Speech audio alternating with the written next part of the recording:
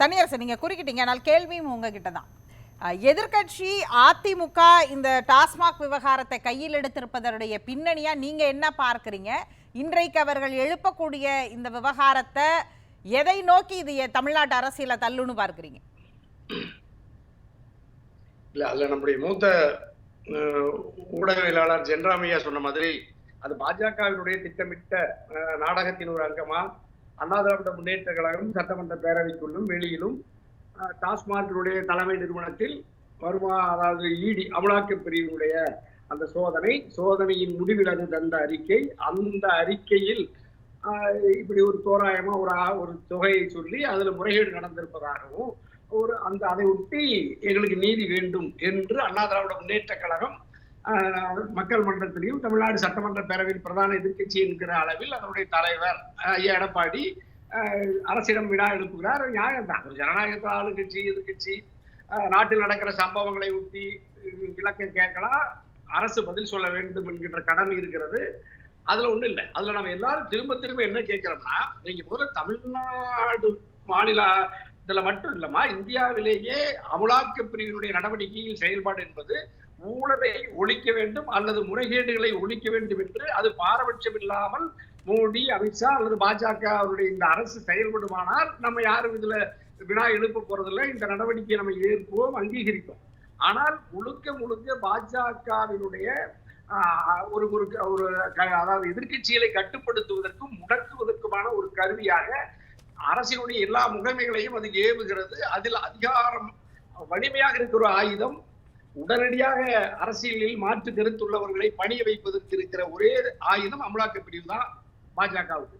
அப்ப பாஜகவினுடைய இந்த அமலாக்க பிரிவு திராவிட முன்னேற்ற கழக அரசுக்கு ஒரு களங்கத்தை, ஒரு நெருக்கடியை தர வேண்டும் என்பதற்காக இல்ல, அதுல மாண்புமிகு முதல்வர் திமுக தலைவர் தளபதியுடைய அன்பை பெற்று திமுக அரசுக்கு நெருக்கடி தரணும்னா அதுல அதிமுக காலகட்டங்கள்ல இந்த வழக்கை சேர்ப்பதற்கான காரணம் என்னன்னு ஒரு கேள்வி வரும்ல. ஆமா, இதுலதான்மா இப்ப எங்க பொன் ஜெயசீலன் ஐயா சட்டமன்ற உறுப்பினர் அல்லது எடப்பாடி ஐயா உட்பட இதுல எங்க வந்து சிக்கிறாங்கன்னு பாருங்க.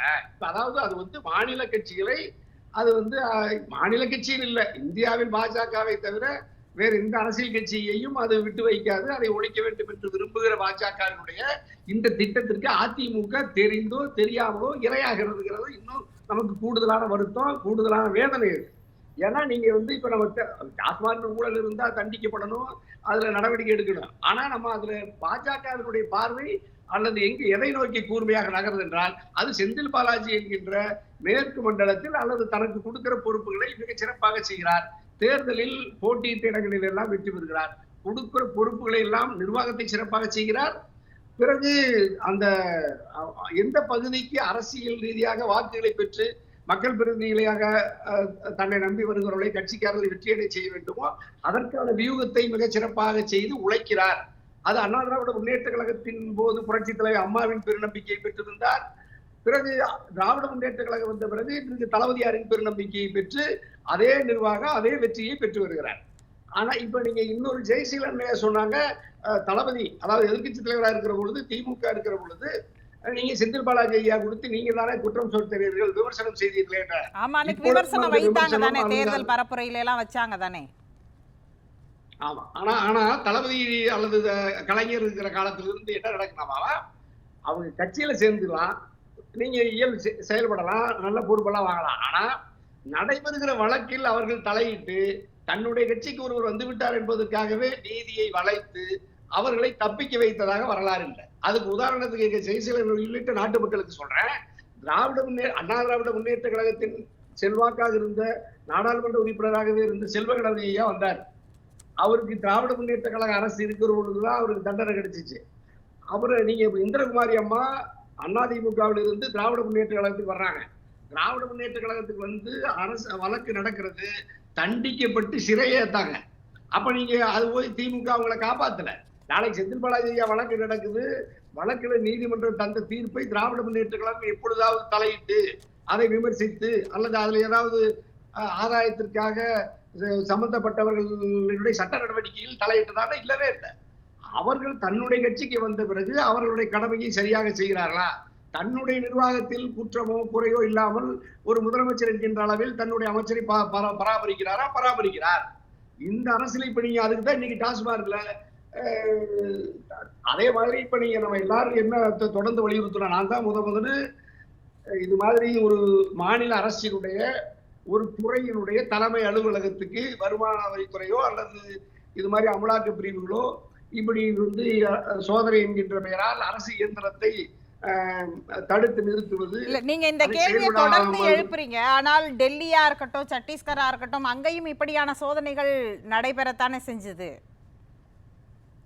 ஆமாமா, அதனாலதான் நான் சொல்றேன். இப்ப நீங்க கெஜ்ரிவாலையாவை முடக்கினீங்க, மணிஷ் சிசோடியா உள்ளிட்ட மொத்த அந்த கட்சியினுடைய சட்டமன்ற நாடாளுமன்ற உறுப்பினர்கள் எல்லாம் இதே மாதிரி பொய் வழக்குல பொய் புகார்களையும் பொய் சோதனைகளையும் முடக்கி சிறையில் அடைத்து அந்த கட்சியை ஒழிச்சு ஆட்சிக்கு வந்த டெல்லியில அது தப்பி பிழைத்தது இப்பொழுதும் இன்னும் ஊசலாடி கொண்டு இருப்பது ஜார்க்கண்ட்ல தான். அது நம்ம ஹேமந்த் சோரன் தான் இன்னைக்கு தப்பிச்சு முதலமைச்சராக இருக்காரு. இன்னைக்கு டிஆர்எஸ் பிஆர்எஸ் மாறின சந்திரசேகர ராவையா கட்சி இன்னைக்கு எங்க காணாம போச்சு. தெலுங்கானால சிவசேனாவுக்கு நெருக்கடிக்கு ராவத்தை கைது பண்ணீங்க, நெருக்கடி தந்தீங்க, சிவசேனாவை உடைச்சீங்க. எந்த இடத்துலயாவது நீங்க மம்தா இன்னைக்கு மேற்கு வங்காளத்துல வங்கத்தை சிங்கம்னு சொன்ன மம்தாவே இன்னைக்கு எங்கே காணாம். ஒரே ஒரு சாரதா சிட்பண்ட்ஸுங்கிற ஒரு ஊழல் குற்றச்சாட்டை வச்சு அது எவ்வளவு நெருக்கடி தந்து எத்தனை சிக்கல்களை தந்த பொழுது இப்ப அன்னைக்கு அங்க அந்த அம்மா ஏதாவது இந்திய அளவில் அரசியல்லையோ மாநிலத்துக்குள்ளேயோ அமைதியாயிட்டாங்க. வேற எவ்வளவு நாள் போராட முடியும்?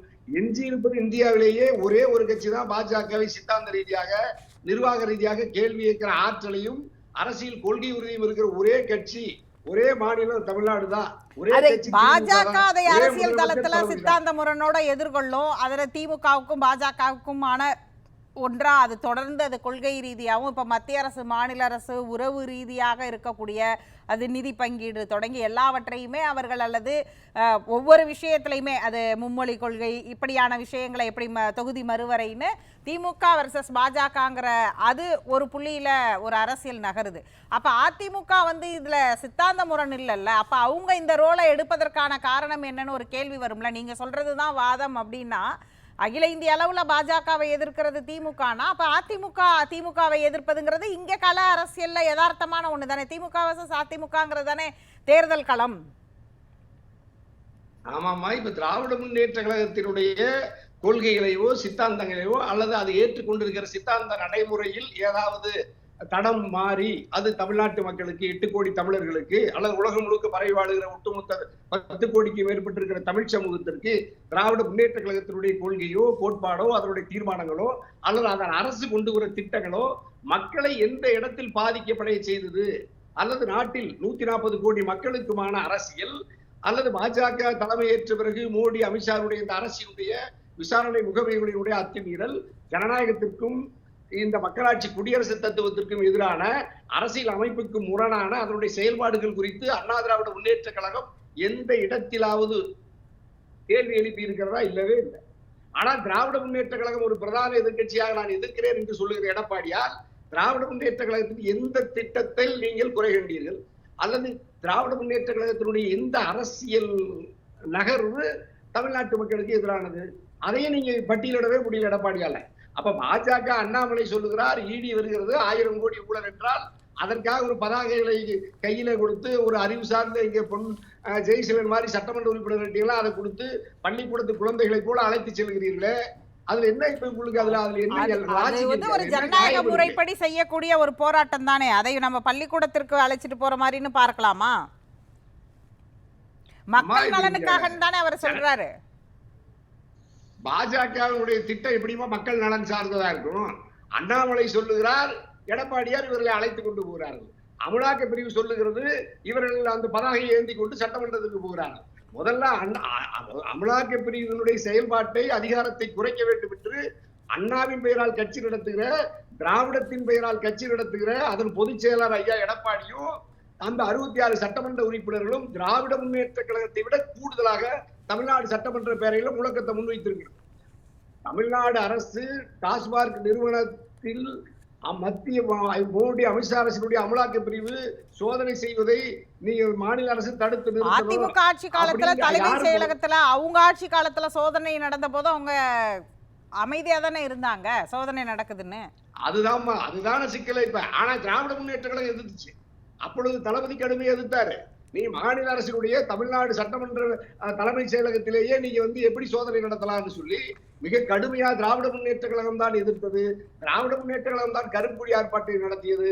அப்பொழுது பன்வாரிலால் புரோஹித் என்கின்ற ஆளுநருடைய மாவட்ட ஆய்வு கூட்டங்களை நடத்தினார். நகராட்சிகளுக்கு மாநகராட்சிகளுக்கு எல்லாம் போனவரையெல்லாம் தடுத்து நிறுத்தி அவரை வெளியேற்றியது திராவிட முன்னேற்ற கழகம். அன்னைக்கு இருந்த அதிமுக இல்ல. இன்னைக்கு ஆர்.என். ரவி குறித்து வாய் திறக்காத அதிமுக அல்லது எடப்பாடியார் இப்ப நீங்க இந்த அமலாக்க பிரிவினுடைய இந்த அறிக்கையை வைத்துக் கொண்டு திராவிட முன்னேற்ற கழகத்தை கேள்வி எழுப்புவதே தவறானது, பிழையானது. ஆகவே பாஜகவின் திட்டத்தை செயல்படுத்துவதற்கு அதிமுக துணை போகிறது, எடப்பாடி துணை போகிறார். இது ஒரு திராவிட பேரியக்கத்திற்கான கருத்தியலுக்கு எதிரானது, மாநில உரிமைகளுக்கு எதிரானது. ஆகவே தமிழ்நாட்டு மக்கள் எதிர்கட்சி நீங்க அந்த வார்த்தையை பயன்படுத்தினால் கேட்கிறேன். ஊழல் குற்றச்சாட்டு குறித்து ஒரு எதிர்கட்சி புகாரை எழுப்புறாங்க அல்லது புகார் எழுந்ததன் அடிப்படையில் எதிர்கட்சி அது குறித்து விளக்கம் கேட்பதுங்கிறதே திராவிட கோட்பாடுக்கு எதிரான ஒன்றாக நம்ம நிறுத்த முடியுமா? அல்லமா, அந்த ஊழல் குற்றச்சாட்டை சொல்லி தமிழ்நாட்டு இந்தியாவில் இருக்கிற எல்லா அரசியல் கட்சிகளையும் அதன் விழுமியங்களையும் தனி மனிதனிலிருந்து உச்ச அதிகாரத்தில் முதலமைச்சராக இருக்கிறவர் வரை இந்த ஊழல் குற்றச்சாட்டை சொல்லி சிறையில் அடைத்து கொடுமைப்படுத்துவதை விட ஊழல் பெரிதாமாது? ஜனநாயகத்துல நீங்க கெஜ்ரிவால் ஊழலுக்கு எதிராக போராண்ட கெஜ்ரிவாலையே சிறையில வைத்து இப்பொழுது வீட்டு சிறையில நடமாடுற அளவு வெளியே போட்டு அனுப்பிச்சுட்டு நீங்க எங்க இருக்காரு கெஜ்ரிவால்? ஆம் ஆத்மின்னு ஒரு கட்சி இந்தியாவில் இருக்கிறதே தெரியாம போச்சு. அதுக்கு என்ன காரணம்? தத்துவ ரீதியா மோதியா நீங்க பாஜக ஒடுக்குச்சு. பாஜக ராணுவ ஆட்சியை விட பர்மாவை விட உலகத்தில் இருக்கிற எந்த ஆட்சியை விட கொடிய ஆட்சியை நடத்தி எதிர்கட்சியில பூரா அடிக்குது. வங்காளதேசத்துல கூட ஷேக் ஹசீனாவும் இன்னொரு கட்சியும் அவாமி லீக்குள்ள கூட முரண்பாடு, போராட்டம் நடக்குது, புரட்சி நடக்குது, ஆட்சி மாற்றம் நடக்குது. இந்தியாவில் என்னமா இருக்கு? ஆகவே எடப்பாடியார் பாஜகவின் இந்த சூழ்ச்சிக்கு இரையாக கூடாது. திராவிட முன்னேற்ற கழகம் அண்ணா திராவிட முன்னேற்ற கழகம் என்பது நம்ம பங்காளிகளுக்குள்ள இருக்கிற கருத்து முரண் இருக்கலாம், நிர்வாகத்தில் ஒரு முரண் பங்காளிங்கிற முறையில தான் சேர்க்கப்பட்டதா?